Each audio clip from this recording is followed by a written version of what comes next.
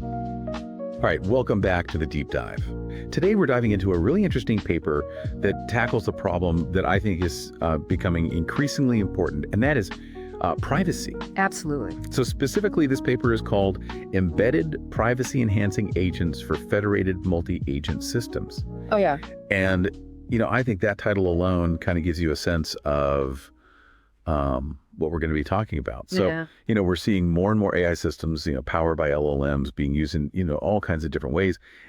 And one of the really interesting things I think that's emerging is the use of multi-agent systems.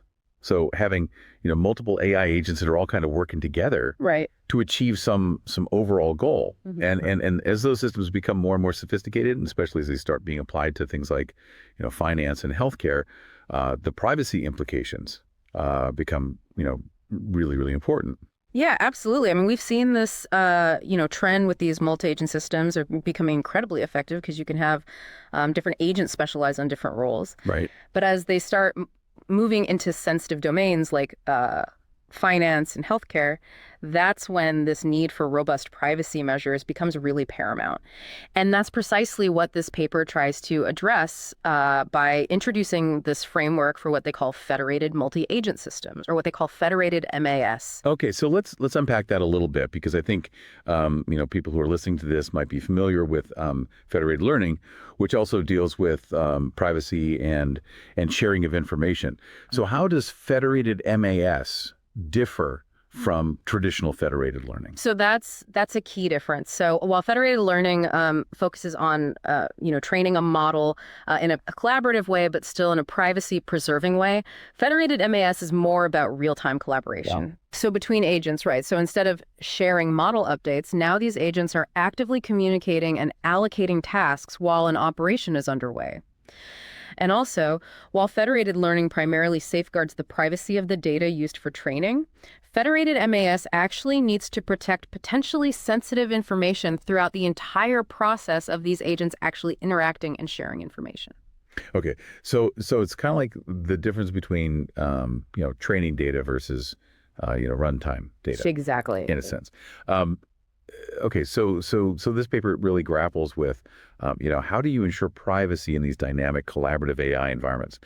So you might imagine, I think they use the example of a financial planning agent that needs to understand your investment goals, but then you might also have a risk assessment agent that needs to know about your income. Right. And so how do you enable them to work together effectively without giving each agent access to all of the information? Absolutely. And the problem is further complicated by the fact that, as the paper highlights, there are three major challenges to actually building a truly private federated M-A-S.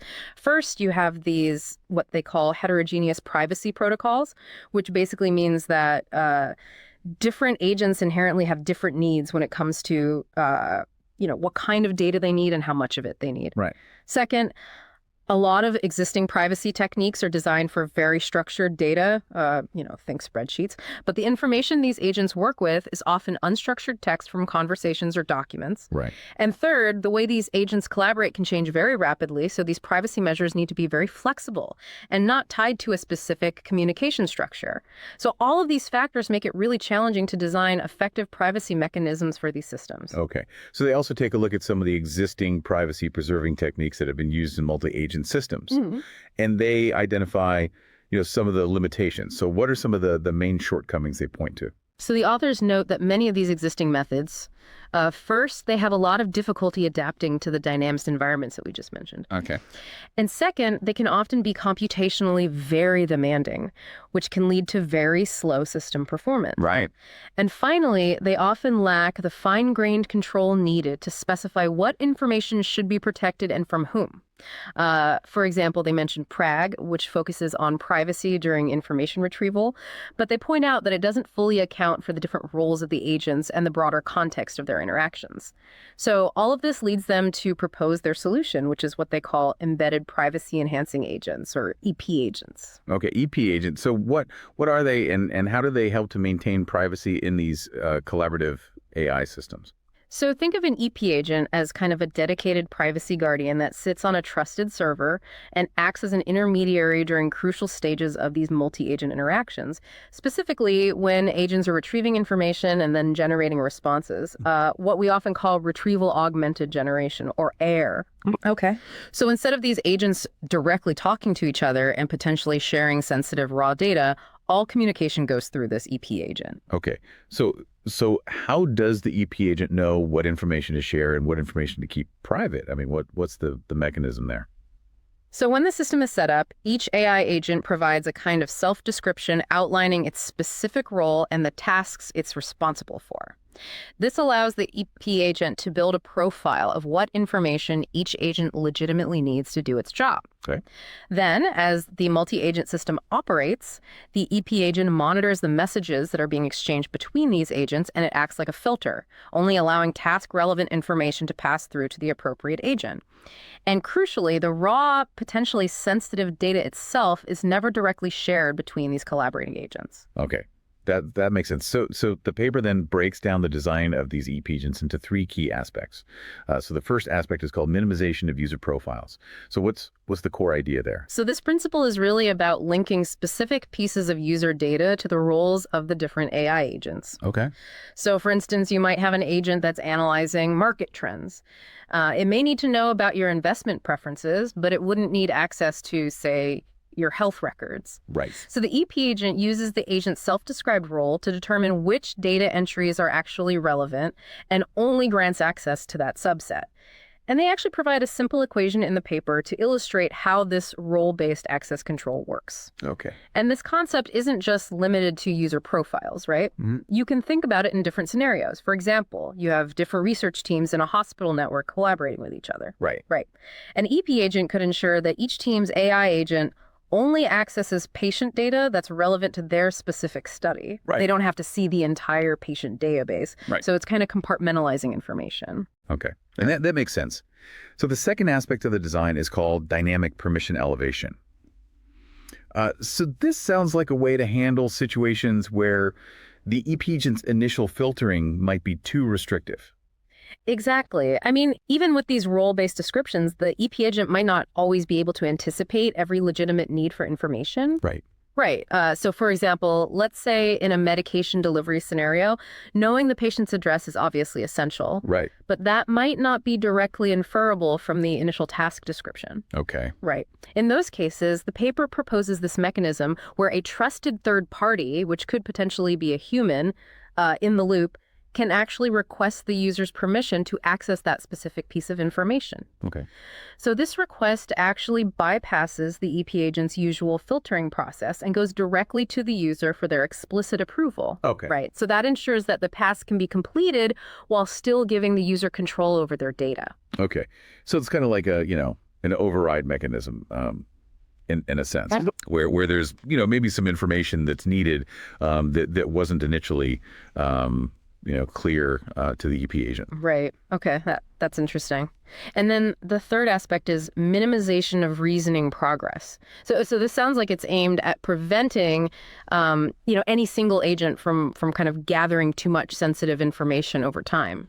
That's exactly the concern, right? So a malicious agent could potentially try to game the system, perhaps by pretending to be like a summarizer agent that naturally gets to see the outputs of many other agents. Right. To prevent this, the EP agent also filters the intermediate answers and conclusions that are generated by these local agents. So by only forwarding the specific pieces of information that are needed for the next step in a given task, it prevents any single agent from accumulating a broad picture of sensitive data.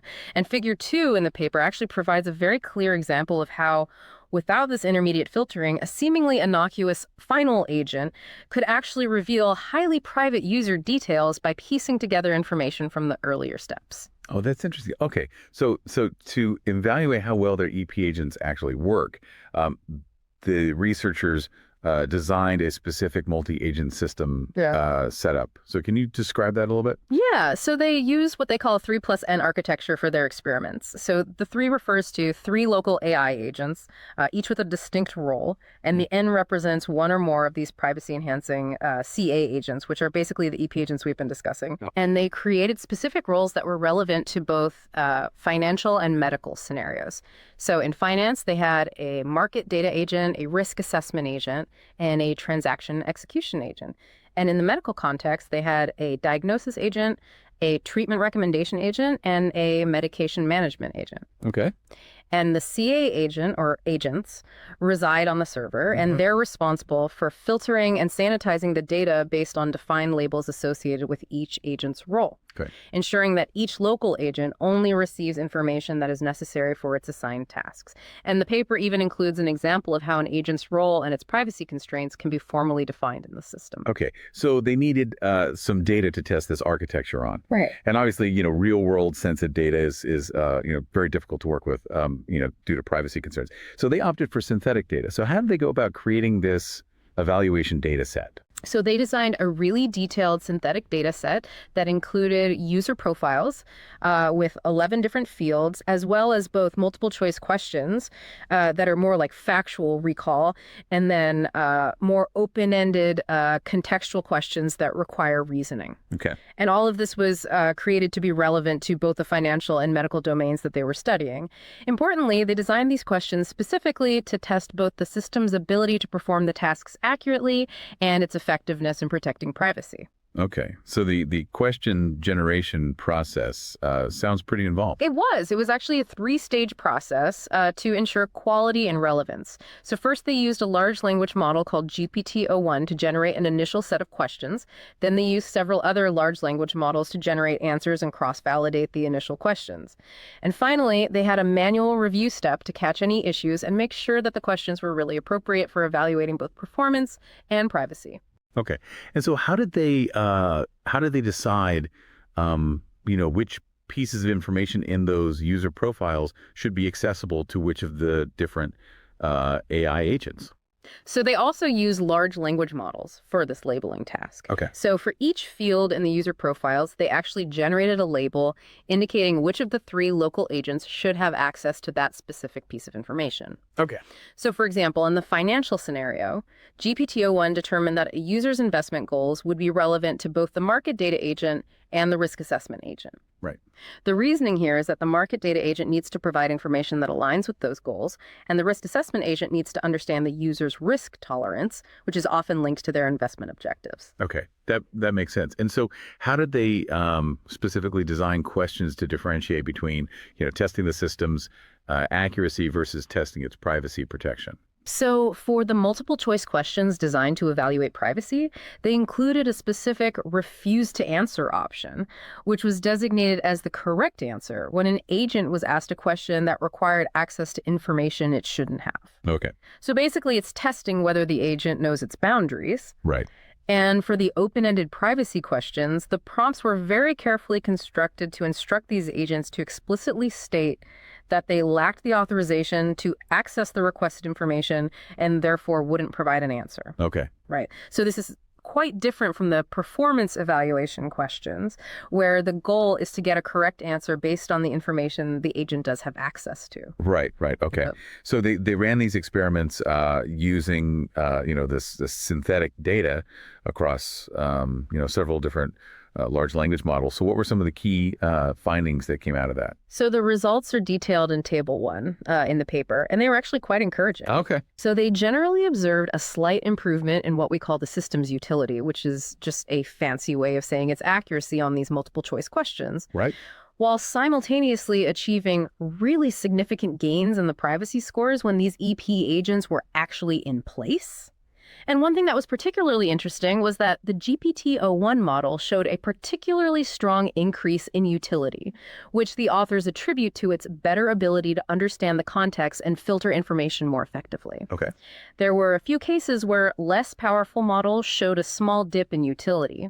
But even in those cases, the improvement in privacy was consistently substantial. Okay. They also noticed that the stronger language models tended to offer better privacy protection for the most highly sensitive data, such as annual income, for example. Okay.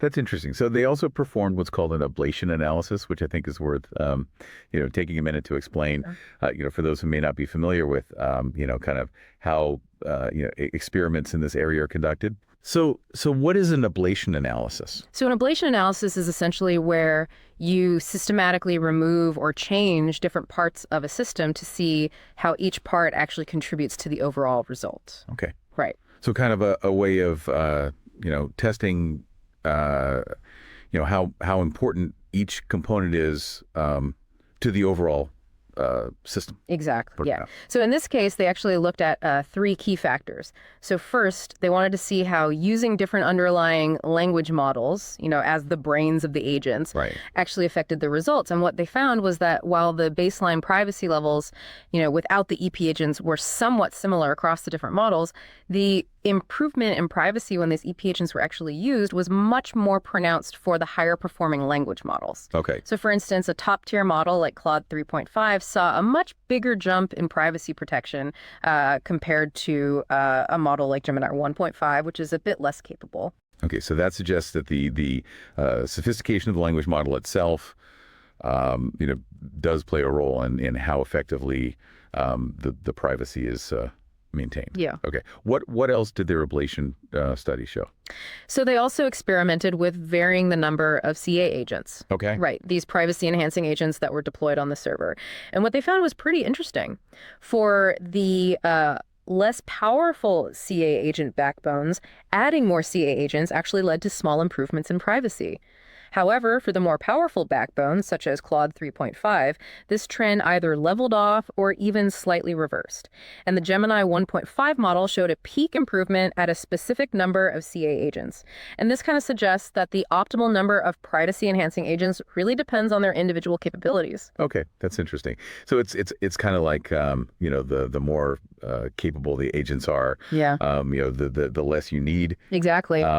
To achieve, the level of privacy that you're looking for. Mm-hmm. Okay, and then finally, they looked specifically at how the choice of language model for the CA agent itself impacted the results. So what did they find there? So this turned out to be a really crucial finding. Okay. So they swapped out the language model used for the CA agent while keeping the language models of the local agents the same. Mm-hmm. And the results really clearly demonstrated that the strength of the CA agent's underlying language model is actually paramount for achieving really high levels of privacy. Okay. So even when the local agents were powered by a very capable model like GPT-01, if the CA agent used a weaker model like Gemini 1.5, the overall privacy scores dropped significantly. And conversely, using a strong language model for the CA agent enabled really substantial privacy protection, even when the local agents were less sophisticated. So this really underscores the importance of having a very robust privacy guardian. Right. So it really speaks to the importance of the CA agent. Yeah. Okay. So kind of to summarize the paper's conclusions, it seems that federated M-A-S, especially when combined with these proposed EP agents, offers a really promising direction for enabling, privacy-preserving collaboration among AI agents in sensitive fields, and they've kind of tackled some key challenges without significantly compromising the system's ability to perform its tasks, which is always a delicate balance, in privacy research. Absolutely, yeah. They've presented a very solid framework, and they rightfully point out that future research can actually build on this by exploring even more advanced and dynamic techniques to further enhance privacy in these collaborative AI systems. Okay, so this is definitely a significant step forward, in addressing a really important issue, and for those of you who want to dive into the details of their approach and their findings. The code for their experiments is available on GitHub, and we'll make sure to include a link to that in the show notes.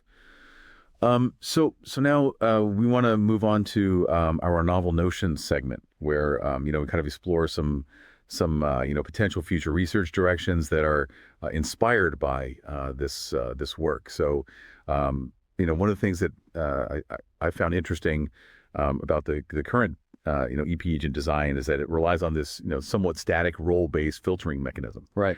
And I was kind of thinking about how we might be able to introduce some more adaptability and nuance into this process. So I was wondering if you had any thoughts on that. Yeah, absolutely. So one idea that I had, and this is what we could call novel notion one, is what if we explored integrating differential privacy techniques directly within the EP agent's filtering process? Okay. Right. So instead of having just this binary decision of whether to share information or not, the EP agent could actually add a carefully calibrated amount of statistical noise to the relevant information before actually sharing it with specific agents. Okay. And this could provide a much more fine-grained approach to privacy. Right. It allows us to quantify and control the risk of information leakage while still enabling this effective collaboration. Okay. Right. And we can even imagine scenarios where different agents have different levels of tolerance for slightly less precise information in exchange for stronger privacy guarantees. Okay. Right. And there's already existing research in applying differential privacy to language models and federated learning that we can draw upon to guide the development of such mechanisms. Okay. So kind of moving beyond just this yes, no for information sharing to more of a kind of a scale of, how much noise to add. Exactly. Yeah. Okay, that's really interesting. So what's novel notion two? So my second idea revolves around making the EP agent's filtering policies a lot more dynamic and responsive to the actual interactions between agents. Okay. Right. So instead of solely relying on these initial self-descriptions, what if we used reinforcement learning to actually train the EP agent to learn optimal filtering rules over time? Okay. Right. So an RL agent could observe the performance of the multi-agent system on various tasks and actually learn which information flows are truly necessary for different agent roles to successfully complete tasks. Okay. Right. All while actively minimizing the sharing of potentially sensitive data that isn't strictly required. And this is, you could imagine a scenario where this RL-powered EP agent notices that a certain type of user data that was initially deemed relevant to a particular agent isn't really contributing to the task's success, but it poses a privacy risk. Right. Right. So it could then subtly adjust its filtering rules to restrict that information flow. And this, of course, involves the classic exploration-exploitation trade-off in reinforcement learning. Right. Right. The EP agent needs to explore different filtering policies to discover the most effective and privacy-preserving ones, while also exploiting the knowledge it's already gained. Right. And of course, these are just some speculative research directions for discussion purposes. More investigation is needed to determine their feasibility and practical impact. Right. But I think they're both, really interesting ideas, and yeah, I think it just highlights how rapidly this area of privacy-preserving AI is evolving. So I guess to kind of wrap up our deep dive into this paper, I think the core takeaway is this introduction of this innovative method to tackle the inherent privacy challenges in collaborative AI systems by intelligently managing and filtering the flow of information. And as we talked about, I think this has significant implications for the deployment of these powerful technologies in industries where data sensitivity is paramount. Right. So I guess, for those of you listening, I'd encourage you to think about how these concepts might be relevant in your own areas of interest and the crucial balance that we must continue to strike between, effective collaboration and robust data protection. So, and as a reminder, the link to the full research paper is in the description if you'd like to explore their work in greater detail. So thanks for joining us on the deep dive.